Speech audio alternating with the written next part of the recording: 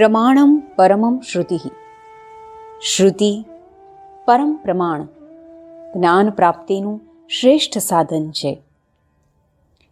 પરમ પ્રમાણ દર્શન દ્વારા પ્રસ્તુત છે પરમામૃતમ સામાયિકનું ધ્વનિ મુદ્રિત રૂપ. પરમામૃતમ સામાયિકની audio પુસ્તિકા. Pramanam Paramam Shrutihi. Veda is the supreme means of knowledge. Param Praman Darshan presents Paramamrutam in the form of an audiobook. પરમામૃતમ મે 2021. શ્રી રુદ્ર પ્રશ્ન અનુવાક 8. નમાતાર્યાય ચાલાદ્યાય ચ. અનુવાક 8 મંત્ર 15. નમઃ નમસ્કાર. આતાર્યાય સંસારમાં પુનરાગમનને આતાર કહે છે. જે સંસારમાં પુનઃ અવતરણ કરાવનારા છે તેને. ચ તથા આલાદ્યાય જે સારી રીતે કર્મોના ફળને ભોગવનારા છે તેને. ચ તથા જે ફરીથી પ્રાપ્ત થાય તેને આતાર કહે છે. સંસારમાં અવતરીને જીવ ભિન્ન ભિન્ન પ્રકારના કર્મો કરે છે અને તે કર્મો જ ફરીથી ભિન્ન ભિન્ન શરીરની પ્રાપ્તિ કરાવે છે. કર્મો પ્રમાણે સંસારમાં ફરીથી જન્મ આપનારા ઈશ્વર છે, માટે તેમને આતાર્યાય કહે છે. તેવા સંસારમાં પુનઃ અવતરણ કરાવનારા પરમેશ્વરને હું નમસ્કાર કરું છું. જે જીવમાં કર્મફળ ભોગતા રૂપે રહીને કર્મના ફળોને ભોગવે છે, અનુભવે છે, તેને આલાદહ કહે છે. જે ઈશ્વર શરીર, ઇન્દ્રિયો અને મનને ધારણ કરીને કર્મના ફળોનો ભોગ કરી રહેલા છે તેવા પરમેશ્વરને હું નમસ્કાર કરું છું. પઠન કરતા કૃષ્ણા દાવડા. સદ્ગુરુ મુખેથી ગુરુદેવ પરમ પૂજ્ય સ્વામી તદ્રૂપાનંદ સરસ્વતીજીના પુસ્તકમાંથી ઉદ્ધૃત. સંકલન સ્વામીની સત્પ્રિયાનંદ સરસ્વતી. मैं हूँ यही मैं वह नहीं, यह भिन्नता मत मान रे. मैं सर्व हूँ सर्वात्म हूँ, ऐसा निरंतर जान रे. तेरे बिना नहीं अन्य का किंचित कहीं अस्तित्व है. श्रुति संत सब ही कह रहे, अद्वैत है एकत्व है. વેદાંત છંદાવલી. જે કંઈ ભેદ દ્રશ્ય છે, જે કોઈ જુદાઈ અનુભવાય છે, તે સર્વ મનનું જ કારણ છે. મન પોતે જ દ્વૈતદર્શી બની ભેદને જુએ છે. સંકલ્પો વિકલ્પો ઊભા કરી કલ્પનાના સામ્રાજ્યમાં રમણ કરવું અને દ્વૈત દર્શન કરવું, ભેદભાવને પેદા કરવા તે મનનો સ્વભાવ છે.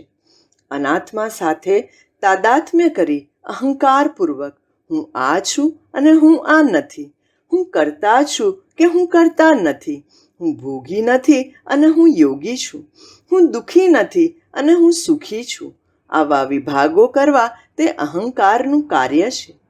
જે દ્વારા અહંકાર પોતાને પુષ્ટ કરવાનો પ્રયાસ કરે છે. તેથી જ અષ્ટાવક્રજીએ કહ્યું, હું આ છું કે હું આ નથી, તેવા વિભાગો છોડી હે જનક તું વિચાર તો કર કે તુજ આત્મ સ્વરૂપમાં નથી મન કે નથી તેના ધર્મો, નથી અહંકાર કે નથી તેના ધર્મો. તું તો સંકલ્પ રહિત છે, ભેદથી પર અભેદ સ્વરૂપ આત્મા છે, એવું વિચારી સુખી થા. જેમ સ્વપ્નના પદાર્થો મનથી ભિન્ન નથી, સ્વપ્ન સૃષ્ટિ સ્વપ્ન દ્રષ્ટાથી ભિન્ન નથી, મોજા સાગરથી ભિન્ન નથી, પ્રકાશ સૂર્યથી ભિન્ન નથી, તેમ નામ અને આકારનું જગત કે સંસાર આત્માથી ભિન્ન નથી. અને તે જ આત્મા તું પોતે છે. તું સર્વવ્યાપ્ત છે, માટે જ તારાથી દૂર કે જુદું કંઈ જ હોઈ શકે નહીં. તું ક્યાં નથી, તું શેમાં નથી? અરે જનક, જરા વિચાર તો કર. તું કયા રૂપે અરૂપી નથી.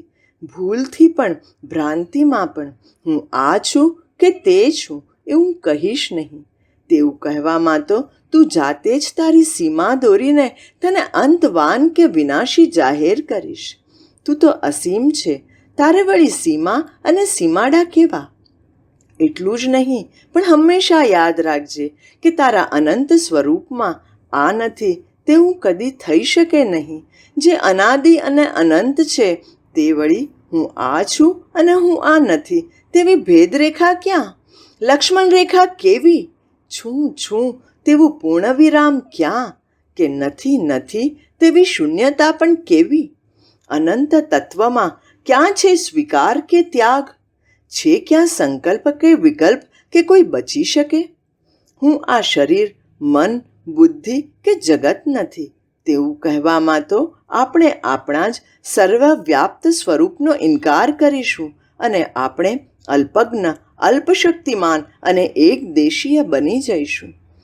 જો હું શરીર આદિ નથી તો પૂર્ણ થઈ જઈશ. આવી વાતો તો નવા નિશાળિયાની ગોખણપટ્ટી છે, અધૂરા ઘડાનો અવાજ છે, અર્ધદગ્ધનો આ સન્નિપાત છે.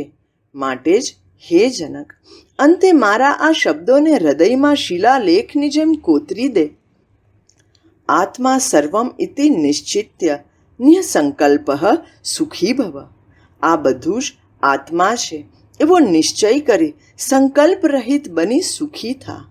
આમ જે કોઈ વિચારી શકે કે હું સર્વાધિષ્ઠાન સર્વવ્યાપ્ત આત્મા તરીકે સર્વત્ર છું અને સર્વસ્વ છું, તો પછી ક્યાં રહ્યા સંકલ્પો કે વિકલ્પો અને ક્યાં રહી વાસના? માટે જ હું સુખી છું, શાંત છું, નિશ્ચિંત છું. પઠન કરતા Kalyaniben Parekh. The Necklace of Question Answer Gems, Swamini Shraddhanand Saraswati.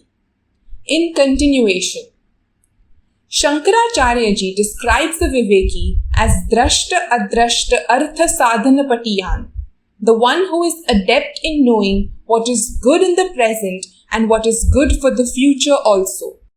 In other words, what is the source of happiness here in this life, in the present, and what is the source of happiness in the life hereafter, in the future? We will have to understand the terms drashta and adrashta properly. Visible and invisible karma phalams.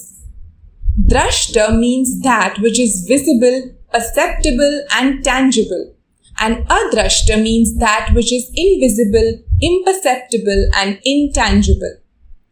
Every action done by us produces both the types of results, drashta and adrashta phalams. When you prepare meals and eat it, the visible result is that there is appeasement of hunger, kshudha nivritti. There is also an invisible result which comes after some time, and that is the food eaten gets converted into energy and nourishes and strengthens the body. An Ayurvedic doctor gives some medicine to the patient and prescribes that it be taken along with milk. Here, the visible result is that the consumption of milk gives some energy, but the removal of the disease does not happen immediately. That roga nivritti happens after some time, and so is an invisible result.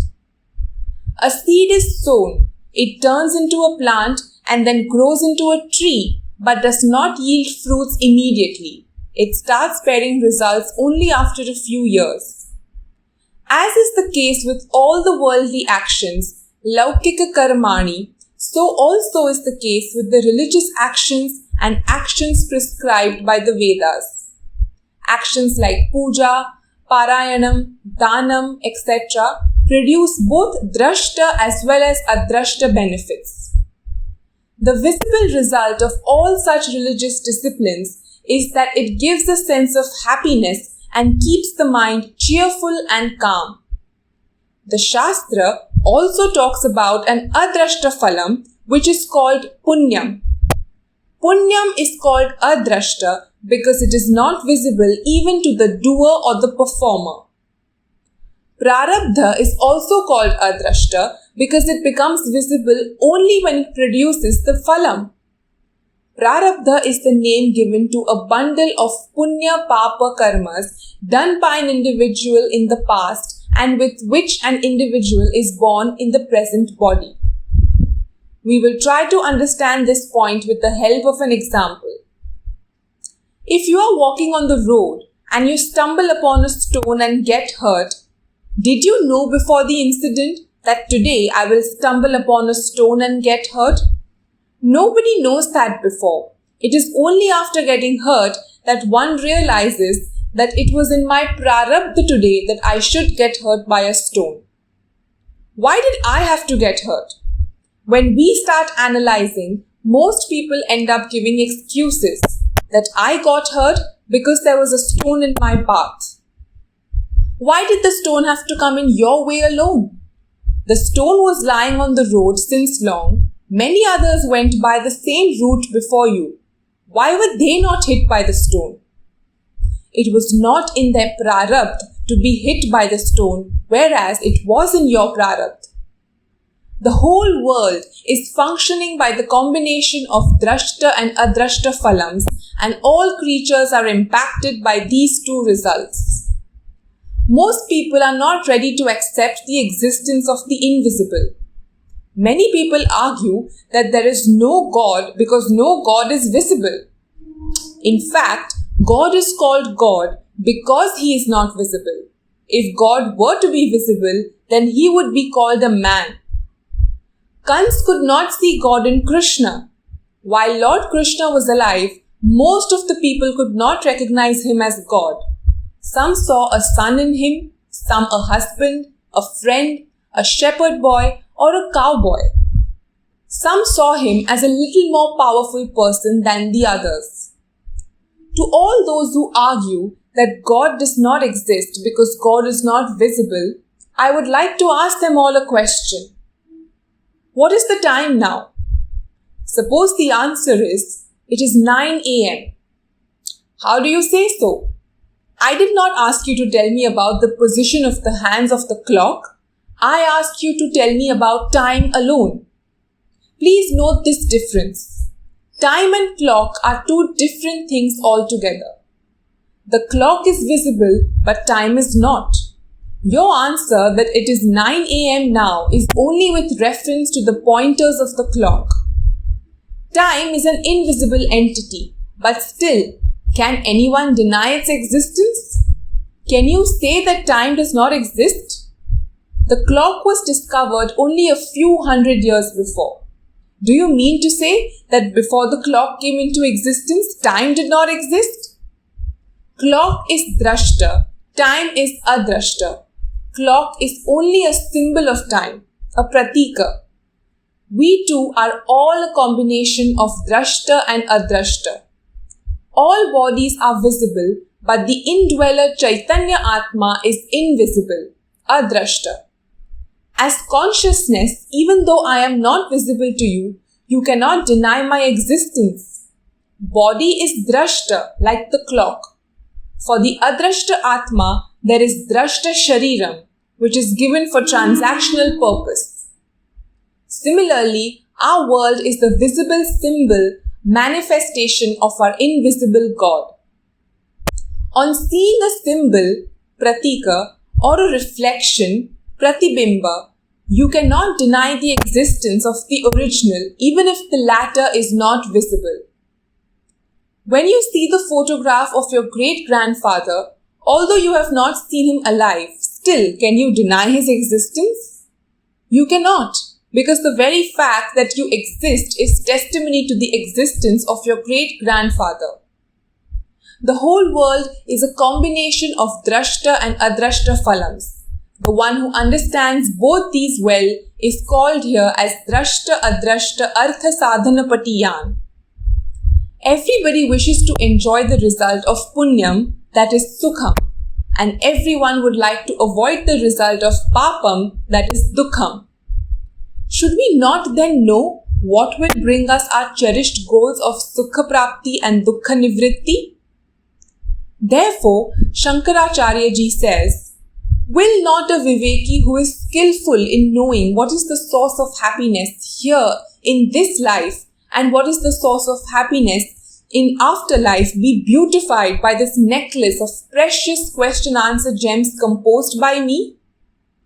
God has given us human beings the greatest gift of a thinking intellect.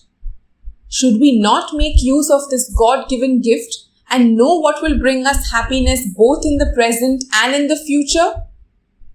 In spite of having got this gift, if we continue to live mechanically and in keeping with our own whims and fancies, then we do not deserve to be called a human being. The animals do not have this privilege of being gifted with a fine intellect, and hence they are programmed to live instinctively. We as human beings are truly blessed to have got this invaluable gift of intelligence, and so must make use of it and inquire properly and choose the right direction. Unfortunately, many people lack the maturity to appreciate all this. Physically, people may be grown-ups, but mentally and emotionally, people often remain stunted. What is the reason for their mental retardation, their emotional immaturity? The reason for such a sorry state is that they have not lived a religious life following the well-intended injunctions of the Vedas. Bereft of the guidance got from the Vedas, they thoughtlessly live their lives according to the dictates of their personal likes and dislikes without thinking about its consequences here and hereafter, that is, without thinking about the drashta adrashta phalams. Hence, Shankaracharya ji asks the question, Kah khalu na lankriyate? Can there be a Viveki who, in spite of knowing that a religious and a dharmic life is the means to a happy life here and will also generate punyam which will bring happiness in the life hereafter also, but still will not be interested in endearing this precious necklace of questions and answers presented in this text? Here the word kah is not in the interrogative sense, but is to be taken in the sense of raising an objection. Aksheparte kah. In short, the Acharya wants to convey that there cannot be such a person who understands what is the real source of happiness but does not wish to hold dear to his or her heart the teachings contained in the Prashnottara Ratnamalika. Some Acharyas interpret this statement differently. If the word kah in the first line of the verse is taken to be a question, then the reading will be, who does not decorate himself or herself with this precious necklace of gems in the form of wisdom of the scriptures? The answer is, those people who are slaves to, addicted to the sense pleasures belonging to this world, or those who are enamored by the pleasures of the heavens, such as a better environment, better status, beautiful apsaras, etc. Those who are under the grip of the threefold desires called Eshanatraya, namely Putreshana, Vitteshana and Lokeshana. All these people disregard the invaluable teachings of the scriptures. Those who say, I want to enjoy all worldly relationships, or I want to enjoy wealth and possessions, or I want to enjoy the pleasures of the higher worlds, lack Viveka and Vairagya. These are the people who will not value this precious teaching. Those people who have erroneously concluded that the impermanent names and forms of the world are real, how can they accept a scripture which falsifies the whole world and asserts that it is all unreal? If you go to a chain smoker or to an alcoholic and talk of the ill effects of smoking and drinking, the person will never be able to appreciate the truth in it. Like a man who exclaimed that from the time I read an article regarding the deleterious effects of smoking, I gave up. What? I gave up reading the magazine itself. Similarly, a person who is captivated by the three Eshanas and who sees the world alone as real will never be attracted to the words of our well-meaning scriptures and our compassionate rishis who assertively proclaim that the whole world is nothing but a big bloated bladder of bluff, and that there is only one reality, and that is the pure consciousness called Brahman. Brahma Satyam Jagat Mithya Jivo Brahmaiva Naparaha. Brahman is the one and only reality. The world is unreal and the individual, Jiva, is essentially Brahman alone. The popular interpretation of the introductory verse is with reference to the word Viveki.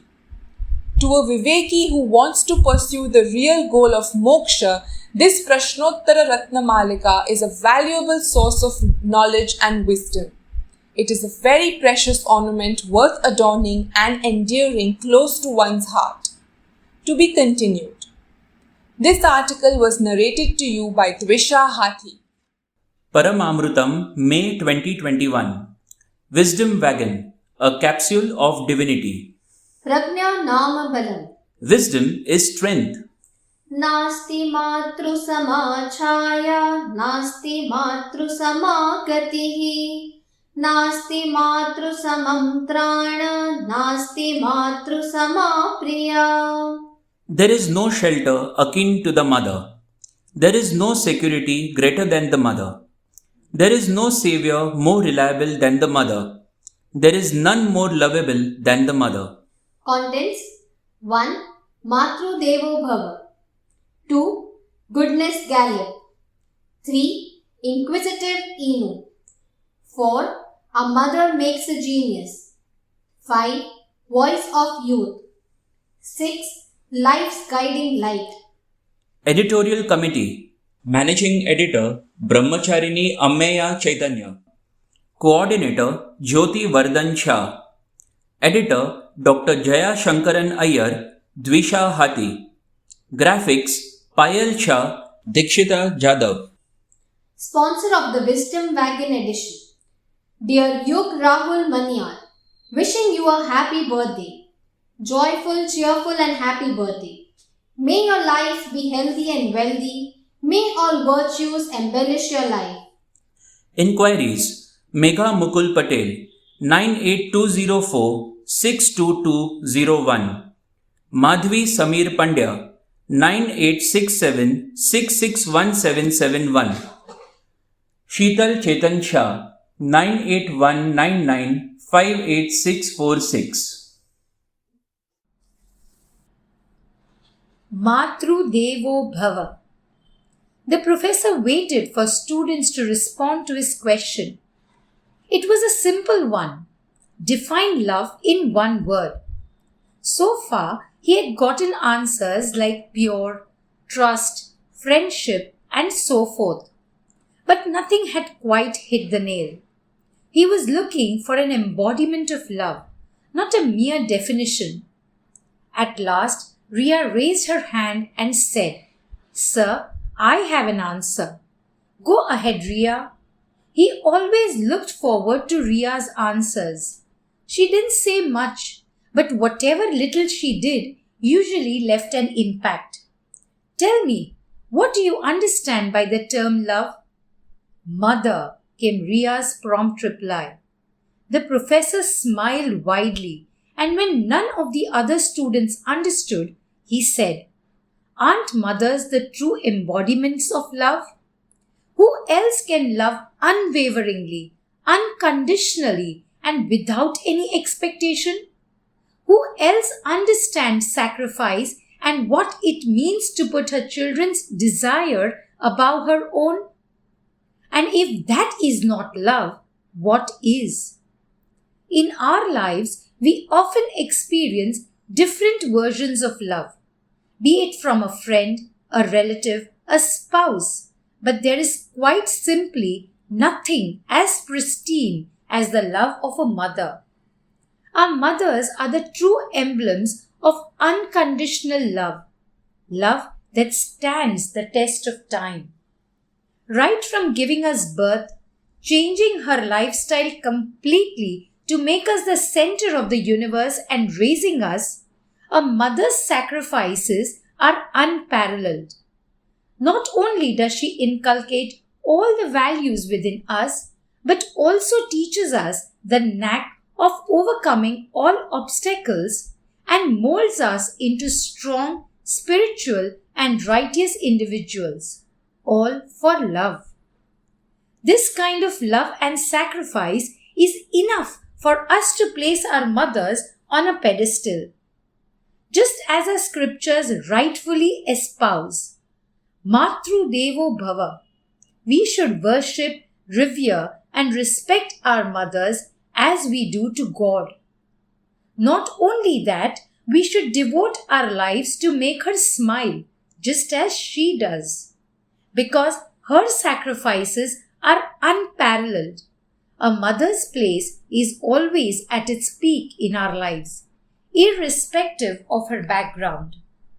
Quite simply, our mothers gave us life, and the least we can do for them is shower them with unconditional love and show our gratitude. It's not for nothing that the famous English poet Robert Browning had said, "Motherhood, all love begins and ends there." So, let's celebrate love. Let's celebrate the mothers. This article was narrated by Madhvi Pandya. Goodness Gallop with Devi Madalsa by Madhvi Sameer Pandya. Of the great Vidushis, Jnani women, described in the Puranas as worthy mothers, it is Madalsa who captures our attention.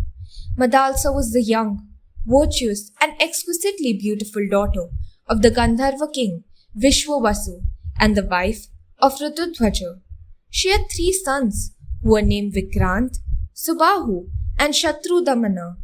Madalsa, who possessed the highest knowledge of the self, would sing to her newborns by way of a lullaby. You are divine. You are not the body, nor the mind. You are beyond name and form. You are the eternal self. As a result, the children became indifferent to worldly affairs and became sannyasis. When the 4th son was born, Madalsa named him Alarka. At the king's request, Madalsa did not impart spiritual knowledge to him, but directed him on the path of righteous actions so that he might grow up to be of service to the gods, men, and other creatures. She gave him valuable instructions on the duties of king and laid special emphasis on self-control, prudence, and the maintenance of laws. In course of time, Ritudhwaja and Madalsa retired into the forest. Before going, Madalsa handed over a golden ring to Alarka and told him, "Whenever you're confronted by any trouble, take out the plate kept inside the ring and read it. You will receive the needed guidance." Alarka reigned with success and peace for many years, but he did not achieve satisfaction with worldly enjoyment and pleasures. His elder brother, Subahu, who had taken to sannyas long ago, hatched a plan to save Alarka from his attachment to his kingdom. He induced the king of Kashi to attack Alarka's kingdom and occupy it. Finding himself in a miserable plight, Alarka took out the gold ring and read the message. It read as follows: "Shun association, and if it is not possible to do so, associate yourself with the good. Shun desires by all means. If it is impossible, direct it towards the final goal of liberation from the cycle of birth and death." After reading the message, Alarka was filled with joy and experienced a sense of gratitude towards his mother Madalsa, who showed him the path to peace and bliss. He thereafter approached a great yogi, Dattatreya, learned spiritual disciplines from him, willingly gave up the throne to the king of Kashi, and retired to the forest. Such is the greatness of the teachings and nurturing of Mother Madalsa. The story of Devi Madalsa reinforces the mantra from the Taittiriya Upanishad, Matru Devo Bhava, which means, honor thy mother as God. Since the love and sacrifices of a mother are unparalleled, it is said, "Sab dharti kagas karu, lekhni sab van jaye, सात समुद्र की मसी करूं, माता गुण लिखा न जाए." If the whole world is transformed into paper, all the trees are made into pens, and if the entire water in the 7 oceans is made into writing ink, even then it would be inadequate to write about the glories of a mother. This story has been narrated by Rishika Shah. Inquisitive Emu by Shraddha Darshan Gandhi. Hey Vidya, what you doing? Asked Inu loudly and pantingly, catching up with Vidya. I'm writing a letter to my Guru. You know it's Guru Purnima tomorrow, right? We'll play in the evening, okay? Said Vidya. Okay, replied Inu, suddenly somber. Later in the evening, Vidya was looking for Inu. She finally found him in the playroom at the clubhouse. Inu was sprawled on the floor, surrounded by crayons and discarded papers. Vidya noticed that Inu was busy painting something on a card paper. Wow, Inu, I didn't know you could paint. What are you painting? Asked Vidya. Inu looked at Vidya with a smile. It's something that I'm making for my Guru. Oh, nice, said Vidya happily. Let's see what you have drawn for Gurudev, said Vidya, joining Inu on the floor. Oh, but this one is for my first Guru. I have already done another one for Gurudev. But I want to acknowledge my first Guru as well, said Inu. Oh, said Vidya surprised. Who's your first Guru? Inu smiled. It's my mother, he said softly. It was rare to stump Vidya, but Vidya was pleasantly surprised when Inu continued. The first thing that came to my mind when I thought about Guru was my mother, he said. I know that mother gave up her career to take care of me and Isha. Isha was Inu's younger sister. Inu continued, my mom's role as my Guru is not limited just to our education but is also prominent in patiently showering us with unconditional love. When I thought about it, I realized that my mother is always there, watching me and guiding me from the background. She doesn't even expect any appreciation from any of us for her tireless efforts.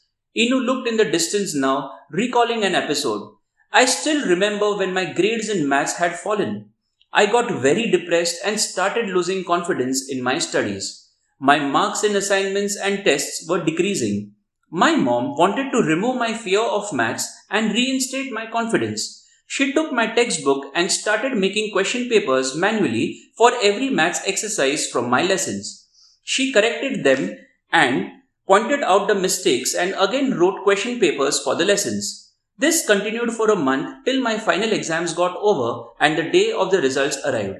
I was happy with the result, but I am happier today that my mother has successfully helped me overcome my fear of mathematics. She has taught me a lesson that I should never give up. I should only enjoy the process and not focus on the result. Inu looked at Vidya.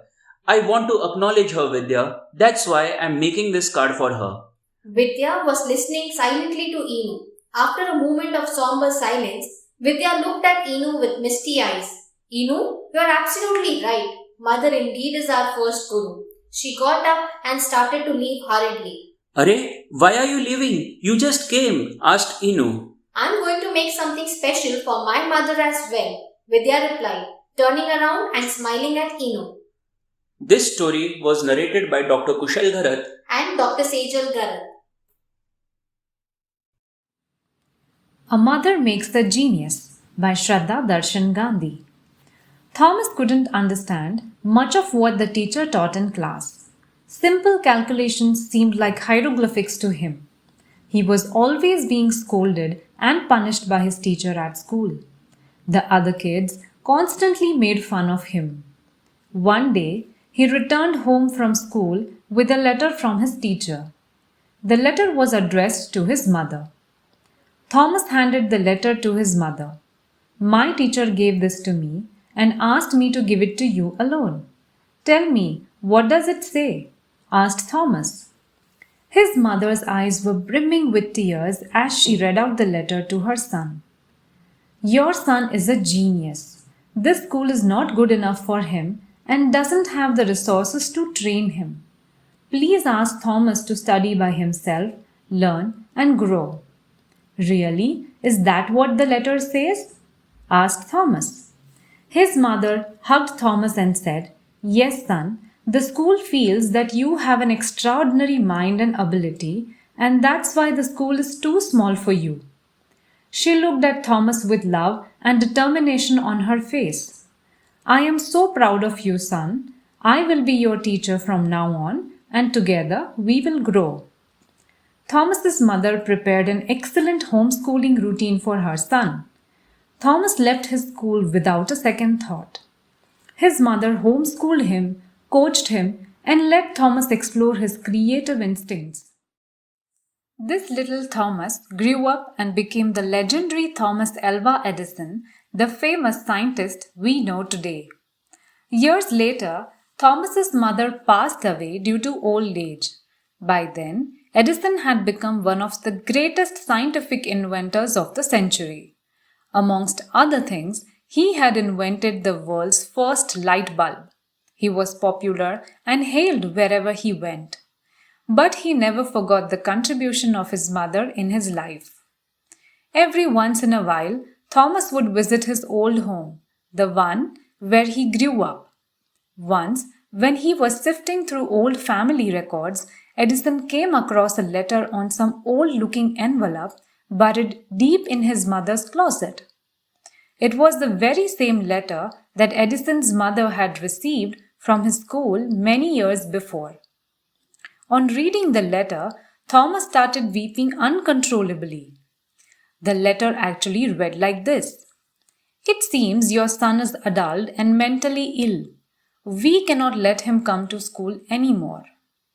Edison took out his mother's photograph from his wallet, clutched it to his heart, and sobbed for hours. Later, he wrote in his diary, "Thomas Alva Edison was an adult child, but thanks to the heroism of his mother, he became what he is today."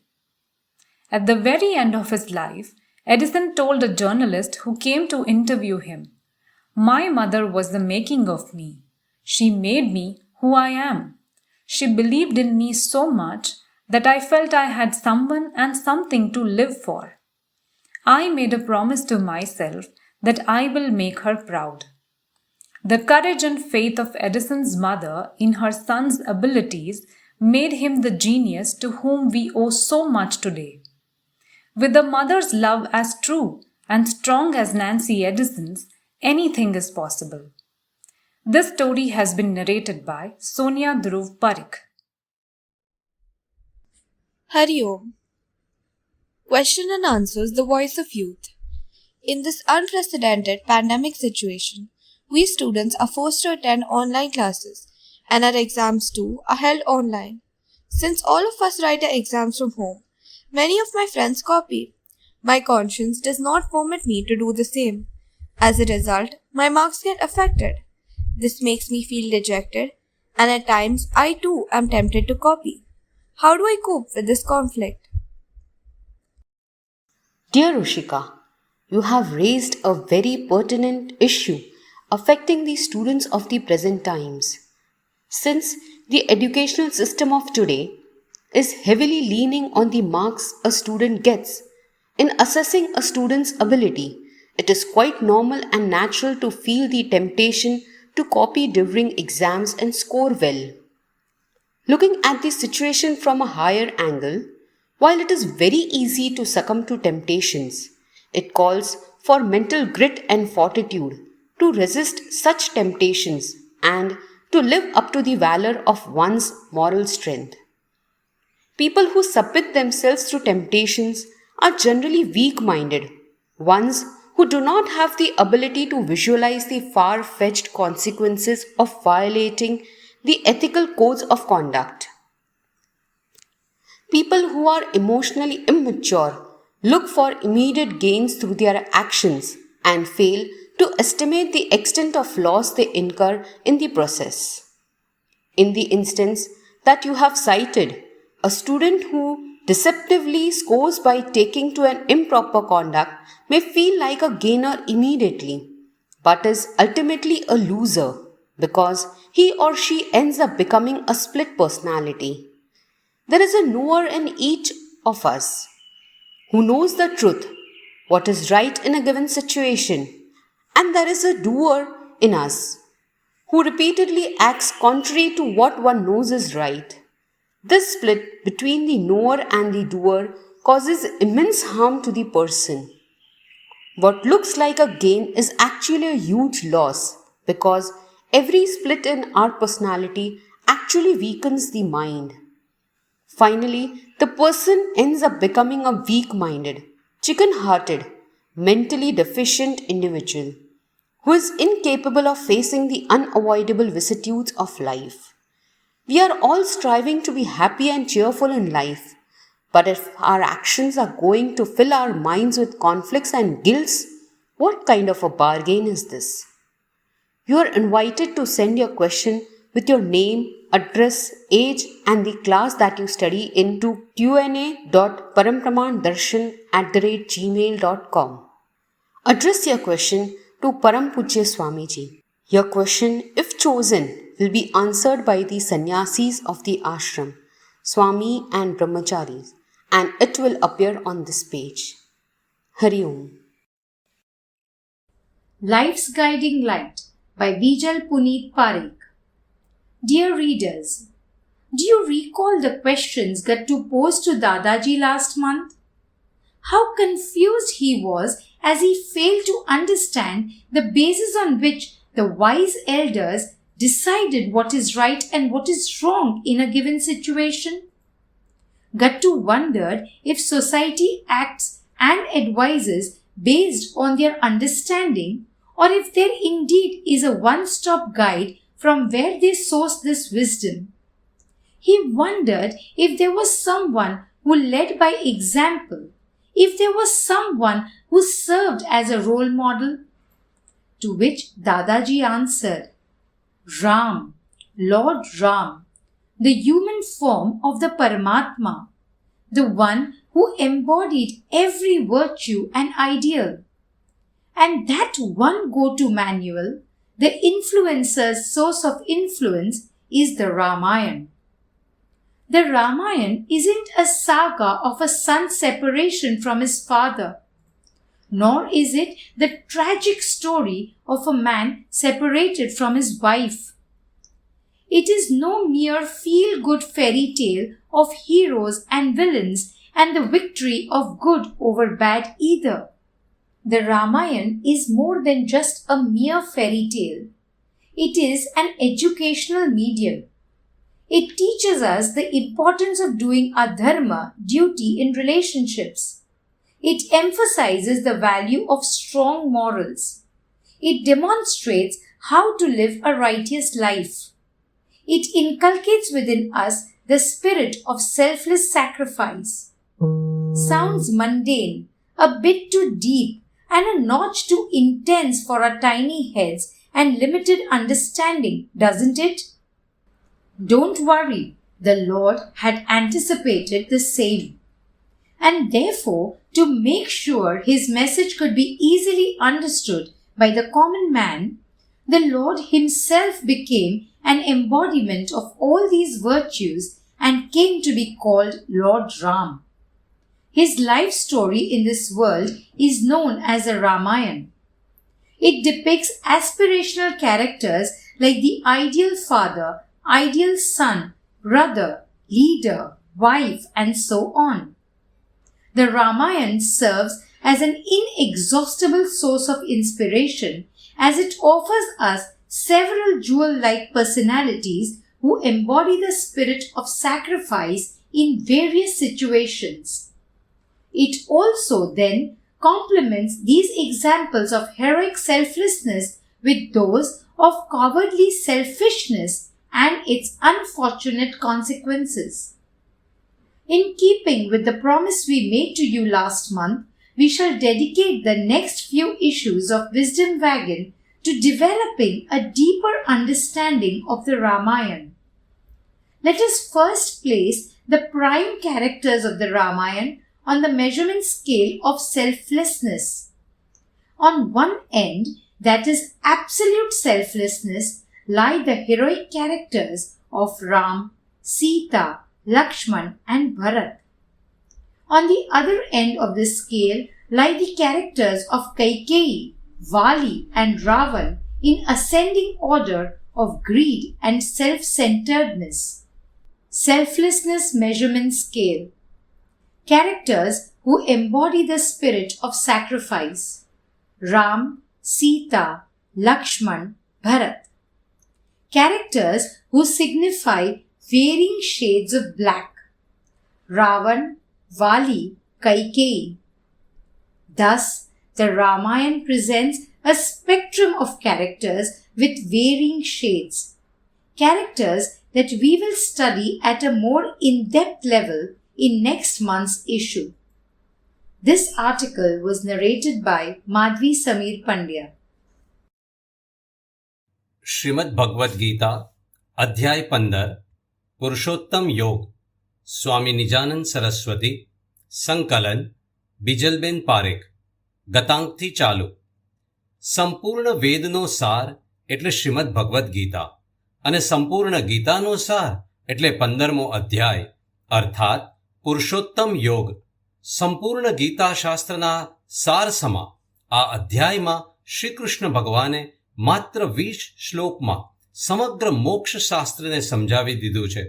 મોક્ષ અર્થાત નિત્ય સુખરૂપી પરમાત્માની પ્રાપ્તિ. આ અધ્યાયમાં ભગવાન શ્રી કૃષ્ણ પુરુષોત્તમ પરમાત્માને જાણવાના સાધનોનો ઉપદેશ આપી રહ્યા છે. પ્રથમ 2 શ્લોકમાં ભગવાન સંસારનું વર્ણન એક વિશાળ વૃક્ષ રૂપે કરે છે. જેમ વૃક્ષમાં થડ, શાખા, પાંદડા, ફળ, ફૂલ વગેરે અનેકતા રહેલી હોય છે, એમ આ સંસારમાં પણ અનેક વિવિધતાઓ રહેલી છે. જેમ વૃક્ષની વિવિધ શાખાઓ, પાંદડા વગેરે એક મૂળ સાથે જોડાયેલા હોય છે, તેમ આ સંસારના વિવિધ મનુષ્યો, પ્રાણીઓ, પક્ષીઓ વગેરે બધા જ એક પરમાત્મા રૂપી મૂળ સાથે જોડાયેલા છે. જેમ વૃક્ષમાં જે કાંઈ જણાય છે તેનું પોષણ કેવળ મૂળ દ્વારા જ થતું હોય છે, તેવી જ રીતે આ સંસારરૂપી વૃક્ષમાં પણ જે કાંઈ જણાય છે તે સત્તા અને સ્ફૂર્તિરૂપ પોષણ કેવળ પરમાત્મા દ્વારા જ પ્રાપ્ત થાય છે. જેમ મૂળ જ વૃક્ષના અસ્તિત્વનું કારણ છે, તેમ પરમાત્માના આધારે જ આ સંસાર ટકી રહેલો છે. વૃક્ષ સાથે કરેલી આવી સરખામણી મનમાં એવી ભ્રાંતિ ઊભી કરે છે કે આ સંસાર ખરેખર સાચો હોવો જોઈએ. તેથી હવે શ્લોક 3ની પ્રથમ પંક્તિમાં ભગવાન આ ભ્રાંતિથી આપણને મુક્ત કરે છે. ન રૂપમસ્યેહ તથોપલભ્યતે. ભગવાન કહે છે કે જે સંસારનું પ્રથમ 2 શ્લોકમાં વૃક્ષ રૂપે વર્ણન કરવામાં આવ્યું છે, તે સંસાર વૃક્ષને જો પ્રમાણ દ્વારા જાણવાનો પ્રયત્ન કરીએ તો આ સંસાર વૃક્ષનું સ્વતંત્ર અસ્તિત્વ જણાતું જ નથી. તેથી ફક્ત અજ્ઞાન કાળે સંસાર જણાય છે, પરંતુ જ્ઞાન કાળે રહેતો જ નથી.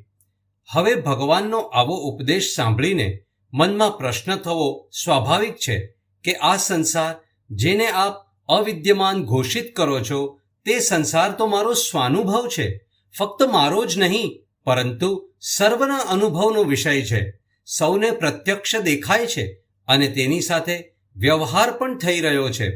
વળી જે મારા દુઃખ સુખનું કારણ છે તે સંસાર નથી એવું કઈ રીતે બની શકે? પ્રશ્ન થાય, જે સર્વાનુભવ ગમ્ય છે તે સંસાર નથી એવું કેમ બની શકે? જો ખરેખર સંસાર ન હોય તો ભગવાન શ્રી કૃષ્ણ તેનું વૃક્ષ રૂપે વર્ણન શા માટે કરે છે? સમાધાન એવું છે, ભગવાન શ્રી કૃષ્ણે સંસારનું વર્ણન એટલા માટે કર્યું કે બધાને સંસારની પ્રતીતિ થઈ રહી છે. સંસાર છે માટે સંસાર જણાય છે એવું નથી. સર્વના અનુભવમાં આવી રહેલો આ સંસાર ખરેખર સત્ય નથી, પરંતુ સ્વપ્ન જેવો છે. આવી શંકાના સમાધાન માટે આદિ શંકરાચાર્યજી ભાષ્ય રચીને કહે છે કે સ્વપ્ન મરીચ્યુદક માયા ગંધર્વનગર સમત્વાત દ્રષ્ટ નષ્ટ સ્વરૂપો હિ સહ.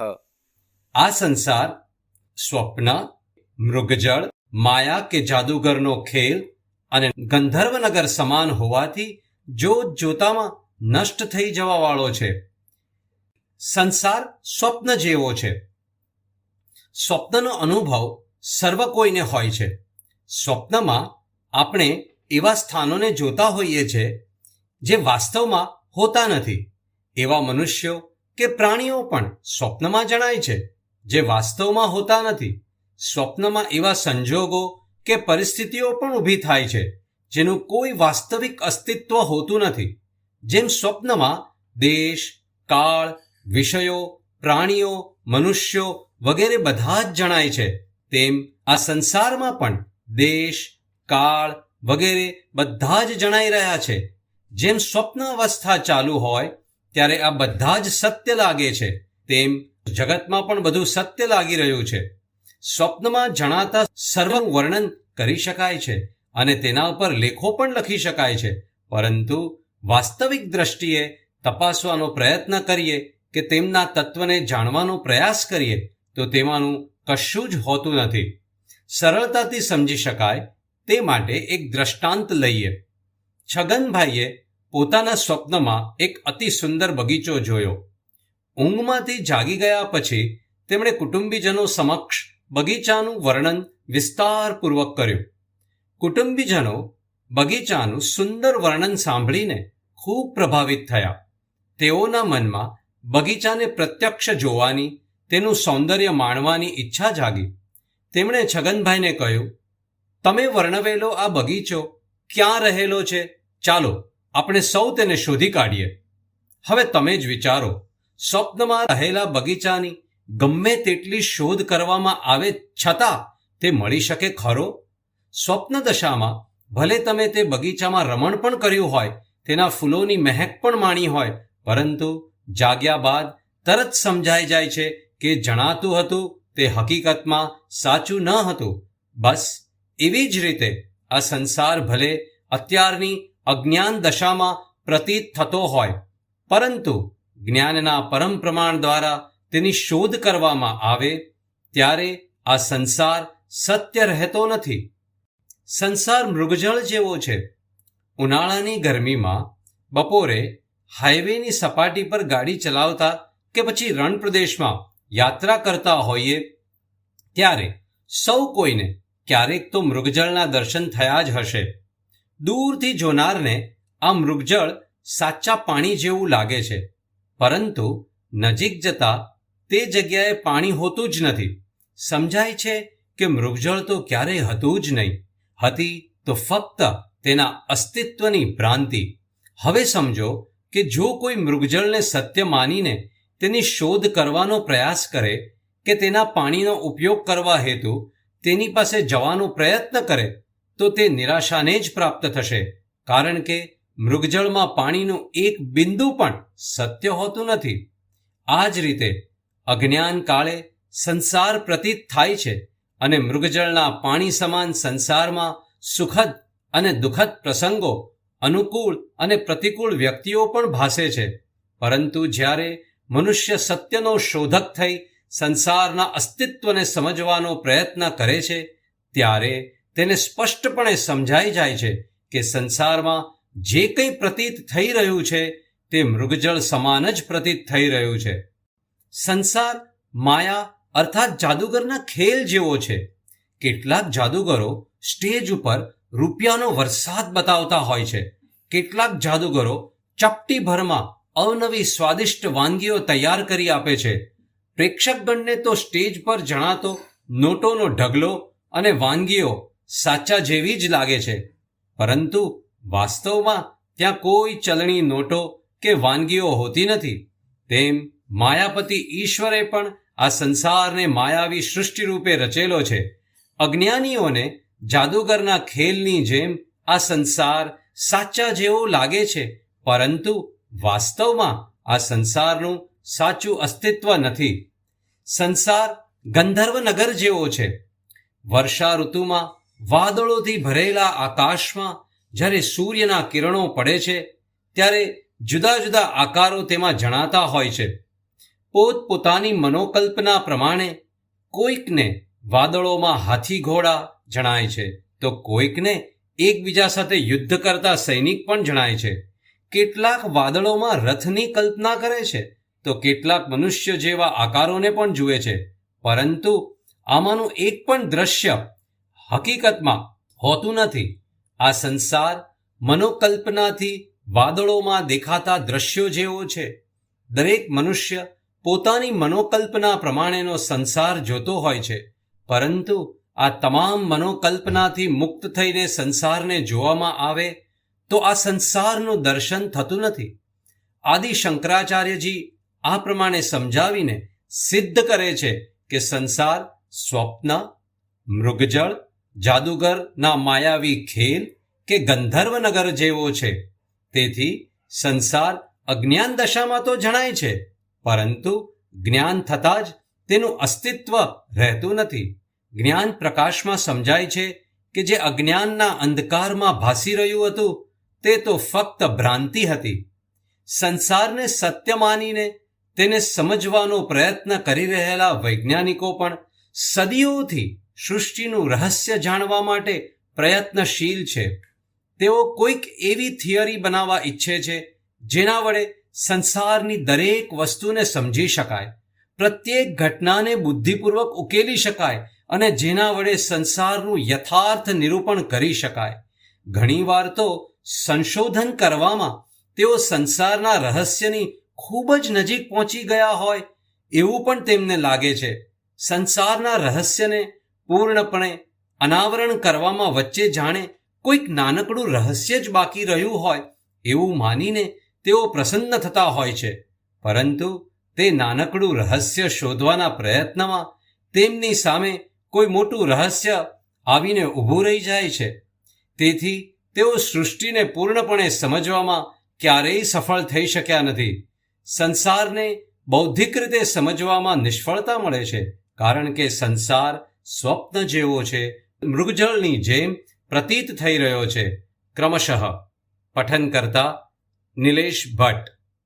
સંસ્કૃત ભાષા પરિચય. સુભાષિત. બુદ્ધિ પ્રભાવઃ તેજશ્ચ સત્વમુત્થાનમેવ ચ વ્યવસાયશ્ચ યસ્યાસ્તિ તસ્ય વૃત્તિભયં કુતઃ. વિદુર નીતિ. બુદ્ધિ, પ્રભાવ, તેજ, બળ, ઉત્સાહ અને ઉદ્યમ અર્થાત મહેનત, આ ગુણો જેનામાં હોય તેને જીવિકાનો અર્થાત વિત્તની અપ્રાપ્તિનો ભય હોતો નથી. નાંભોધિરર્થિતામેતિ સદાંભોભિશ્ચ પૂર્યતે આત્મા તુ પાત્રતાન્નેયઃ પાત્રમાયાન્તિ સંપદઃ. વિદુર નીતિ. સમુદ્ર કદી યાચના કરતો નથી, તો પણ પાત્ર હોવાથી સદાએ નદીઓ અને વૃષ્ટિના જળથી ભરાતો રહે છે. તેવી જ રીતે પોતાની જાતને પાત્ર અર્થાત યોગ્ય બનાવવી, કારણ કે પાત્ર પાસે સંપત્તિઓ સ્વયં આવે છે. સુવચન. વિદ્યયા વિંદતે મૃતમ. વિદ્યાથી અર્થાત બ્રહ્મજ્ઞાનથી અમરતાની પ્રાપ્તિ થાય છે. યત કર્મ કુરુતે તદ અભિસંપદ્યતે. મનુષ્ય જેવું કર્મ કરે છે તેવું ફળ પ્રાપ્ત કરે છે. ન સ્યાત લક્ષ્યચ્યુતિઃ. લક્ષ્યચ્યુતિ ન થાય. કદાચિત ભગવાન બુદ્ધઃ અનુગંગા તીરમ કૌશાંબીમ પ્રતિ ગચ્છન આસીત. એકવાર ભગવાન બુદ્ધ ગંગાના કિનારે કિનારે કૌશાંબી તરફ જતા હતા. ગમન સમયે પ્રવાહેણ નિયમાનઃ કશ્ચન કાષ્ઠખંડઃ તેન લક્ષિતઃ. જતી વખતે પ્રવાહથી ખેંચાતા કેટલાક લાકડાના ટુકડા તેમણે જોયા. ગમનમ સ્થગયિત્વા ક્ષણકાલમ તમેવ કાષ્ઠખંડમ નિર્નિમેષમ દ્રષ્ટ્વા સહ શિષ્યાન ઉદ્દિશ્ય અપૃચ્છત. ચાલવાનું અટકાવીને થોડી ક્ષણ માટે એકી ટસે તે જ લાકડાના ટુકડાઓને જોઈને શિષ્યોને ઉદ્દેશીને તેમણે પૂછ્યું, એષઃ કાષ્ઠખંડઃ તદા એવ સમુદ્રમ પ્રાપ્નુયાત યદિ ગમનમાર્ગે વિઘ્નાઃ ન ભવેયુઃ એવં નનુ. આ લાકડાના ટુકડા ત્યારે જ સમુદ્રમાં પહોંચશે જો રસ્તામાં વિઘ્નો ન આવે, ખરું ને? એવં તર્હિ ભવन्तઃ વદन्तુ કિમ કિમ ન ભવેત ચેત એષઃ કાષ્ઠખંડઃ સમુદ્રમ પ્રાપ્નુયાત ઇતિ. એમ હોય તો તમે કહો, શું શું ન થાય તો આ લાકડાના ટુકડા સમુદ્રને પ્રાપ્ત થશે?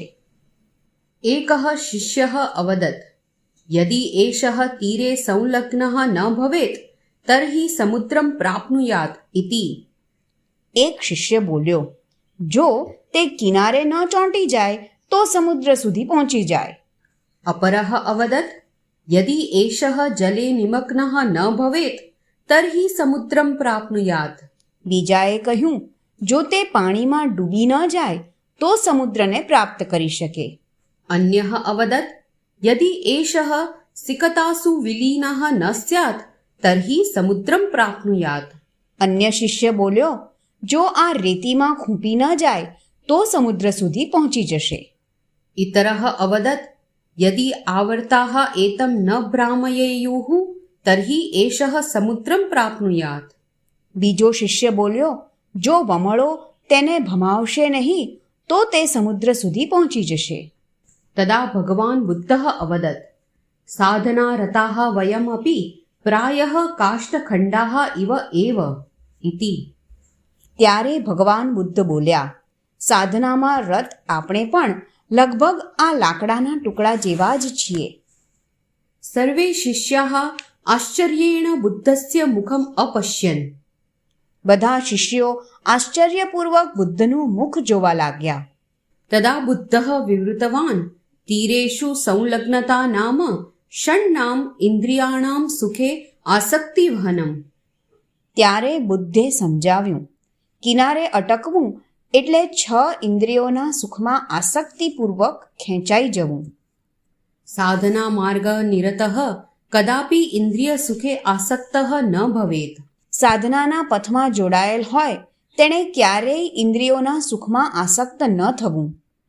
जले निमज्जनं नाम इच्छानाम् आकाङ्क्षादीनां वा दासत्वप्राप्तिः. પાણીમાં ડૂબી જવું એટલે ઈચ્છા અથવા આકાંક્ષા વગેરેના દાસ થઈ જવું. इच्छादीनां दासत्वं प्राप्तं चेत् साधकस्य शक्तिः विनश्येत्. જો ઈચ્છા વગેરેના દાસ થઈ જાય તો સાધકની શક્તિ નષ્ટ થઈ જાય. सिकतासु विलीनता आवर्तेषु संलग्नता इत्यनयोः किं तात्पर्यम्? कश्चन शिष्यः अपृच्छत्. કોઈક શિષ્યએ પૂછ્યું, રેતીમાં ખૂંપી જવું, વમળોમાં અટકી જવું તે બધાનું શું તાત્પર્ય છે? साधना काले उद्देशहीनता यदि भवेत् तर्हि सिकतासु विलीनता जाता इव. સાધના કરતી વખતે જો ઉદ્દેશહીનતા અર્થાત લક્ષ્યથી ચ્યુતિ થાય તો તે જાણે રેતીમાં ખૂંપી ગયા કહેવાય. सुस्वादु भोजनं विषयवासना वित्तैषणा लोकेषणा निद्रा चेति पञ्च आवर्ताः सन्ति साधकस्य जीवने. સ્વાદિષ્ટ ભોજન, વિષયોની વાસના, વિત્તેષણા, લોકેષણા અને નિદ્રા આ 5 સાધકના જીવનમાં આવતા વમળો છે. साधकम् एते भ्रामयन्ति. આ બધા સાધકને ભમાવે છે. क्षणं विरम्य बुद्धः पुनः अवदत् काष्ठखण्डः जलांशम् आत्मनि न धरेत् इत्यपि कश्चन प्रमुखः अंशः. ક્ષણભર થોભીને બુદ્ધ ફરી બોલ્યા, મોટો ભાગ પાણીમાં હોવા છતાં લાકડાના ટુકડા પાણીના અંશને પોતાનામાં ધારણ ન કરે. संघस्य धनादीनां च उपयोगं स्वनिमित्तं यः कुर्यात् सः जलांशोपेतः काष्ठखण्डः इव. સંઘના ધન વગેરેનો જે સ્વાર્થ માટે ઉપયોગ કરે છે તે પાણી ભરેલા લાકડાના ટુકડા જેવા છે. सः अपि लक्ष्यं न प्राप्नुयात् इति. તે પણ લક્ષ્યને પ્રાપ્ત થતા નથી.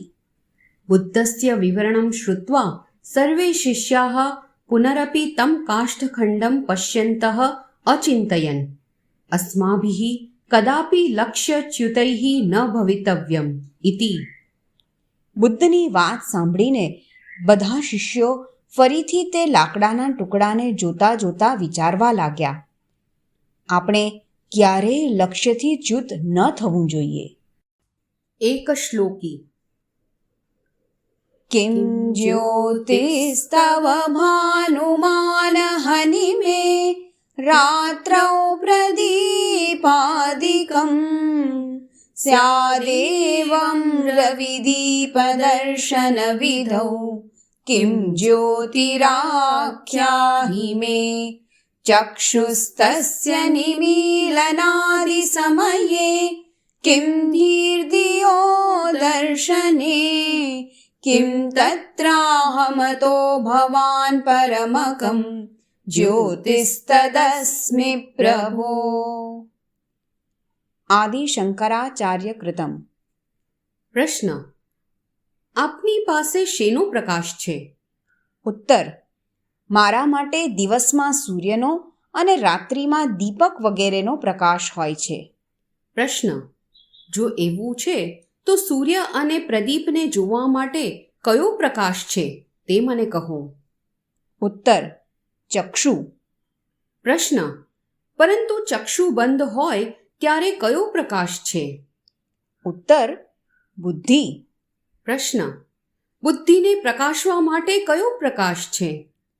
ઉત્તર: બુદ્ધિને પ્રકાશનારો તો ત્યાં હું જ છું.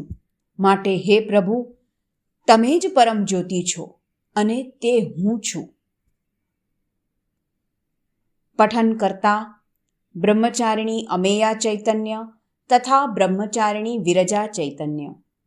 પરમના સુપથે રામનવમી પર્વોત્સવ. મર્યાદા પુરુષોત્તમ શ્રી રામચંદ્રનો પ્રાગટ્ય દિવસ રામનવમી વૈદિક સંસ્કૃતિને અનુસરનારાઓ માટે વિશેષ ઉત્સવ છે. પરમ પ્રમાણ દર્શન સંસ્થાનો સ્થાપના દિવસ હોવાથી પરમ પરિવાર માટે પણ રામનવમી પર્વ વિશેષ મહત્વ ધરાવે છે. આ વર્ષે તારીખ 21 એપ્રિલ 2021 બુધવારે રામનવમી પર્વના મંગળ દિને આશ્રમમાં ભગવાન શ્રી રામનું પૂજન અર્ચન કરવામાં આવ્યું.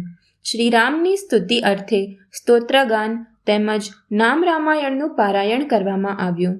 પૂજ્ય સ્વામીની શ્રદ્ધાનંદજીએ તેમના પ્રાસંગિક ઉદ્બોધનમાં સરળ દ્રષ્ટાંત કથાઓ દ્વારા શ્રી રામ નામનું મહત્વ સમજાવ્યું હતું. પૂજ્ય સ્વામી નિજાનંદજીએ મર્યાદા પુરુષોત્તમ શ્રી રામની ધર્મપરાયણતા સમજાવીને પ્રત્યેક સાધક કઈ રીતે ધર્મપરાયણ જીવન જીવી શકે તેનું સચોટ માર્ગદર્શન આપીને સૌને અનુગૃહિત કર્યા હતા. કોરોના મહામારીને કારણે સમૂહ આયોજન સંભવ ન હોવાથી આ વર્ષે પણ વોટ્સએપ અને યુટ્યુબના માધ્યમથી સૌ સાધકોએ આ પર્વની ઉજવણીનો લાભ લીધો. સૌ સાધકોએ પોતપોતાના ઘરે રહીને શ્રી રામનું પૂજન, ભજન અને સંકીર્તન દ્વારા પોતાના મનને રામમય કર્યું. પરમના યુવા સાધકો તથા સીકર્સ ફોરમના ઉત્સાહી સાધકોએ ભજન અને નૃત્ય દ્વારા શ્રી રામચંદ્રજીની સ્તુતિ કરી હતી. પરમ મીડિયા ટીમના સૌ સભ્યોના ઉત્સાહ, મહેનત અને પ્રાવીણ્યથી જાણે કે સૌએ સાથે મળીને ઉત્સવ ઉજવ્યો હોય તેવો આનંદ સૌને પ્રાપ્ત થયો. શ્રી હનુમાન જયંતિ. ચૈત્ર સુદ પૂર્ણિમાના દિને શ્રી હનુમાન જયંતિના પાવન અવસરે આશ્રમમાં શ્રી રામના પરમ ભક્ત શ્રી હનુમાનજીની પૂજા અર્ચના કરવામાં આવી. સાથે સૌ સાધકો પણ પરમ ભક્ત હનુમાનજીના સ્મરણ વડે પોતાના હૃદયમાં ભક્તિ, અભયતાની વૃદ્ધિ કરી શકે તેવા હેતુથી ભક્ત કવિ શ્રી તુલસીદાસ કૃત હનુમાન ચાલીસાના સામૂહિક પારાયણની સાધના કરવામાં આવી હતી. સૌએ પોતાના જ સ્થાનમાં રહીને હનુમાનજીની પૂજા અને સ્તુતિ કરીને ઈશ્વરનો અનુગ્રહ પ્રાપ્ત કર્યો. પઠન કરતા દેવાંશી રાણા. હરિઓમ. શિવ મહિમ્ન સ્તોત્ર પર પરમ પૂજ્ય સ્વામી નિજાનંદ સરસ્વતી દ્વારા ગુજરાતી ભાષામાં લિખિત વિસ્તૃત વિવરણરૂપ ગ્રંથ મહાશિવરાત્રિના પાવન પર્વે પરમ પ્રમાણ દર્શન દ્વારા પ્રગટ કરવામાં આવ્યો. ગ્રંથ ઉપલબ્ધિ માટે સંપર્ક કરો પરમ કાર્યાલય પારડી 9427479495 7990841959 ભરૂચ શ્રી દિલીપભાઈ પટેલ 9724319218 વડોદરા શ્રી ગિરીશભાઈ જોશી 9825965508 અમદાવાદ શ્રી નલિનભાઈ શાહ 9824056704 મુંબઈ ખાતે પાર્લા શ્રીમતી ફાલ્ગુનીબેન Parekh 9819667749 Malad Shri Mukeshbhai Joshi 9869011033, Kandivali Shri Nileshbhai Bhatt 9821072522, Ghatkopar Shri Navinbhai Atha 9223432434, Gaondevi Shrimati Sheetalben Shah 9819958646, Daisar Shrimati Falguniben Gaur 9820003977. Hariom. જેઓ પરમામૃતમની ઈ કોપીના સભ્યો છે તેમને હવે પરમામૃતમની ઓડિયો બુકનો વિશેષ લાભ થશે, જેમાં પરમામૃતમના લેખને સાંભળી શકાશે. આશા છે કે અમારો આ નમ્ર પ્રયાસ આપ સૌને લાભપ્રદ નીવડે. Hariom. Hariom. Those subscribers who have chosen to receive an e-copy of the Paramamritam will now get an additional benefit of listening to the pages of Paramamritam while scrolling through them. We sincerely hope that our humble effort shall benefit you all. Hariom. Paramamritam May 2021 was designed and edited by Uttam Davda, co-edited by Jigar Shah and Yuvraj C. Mahida.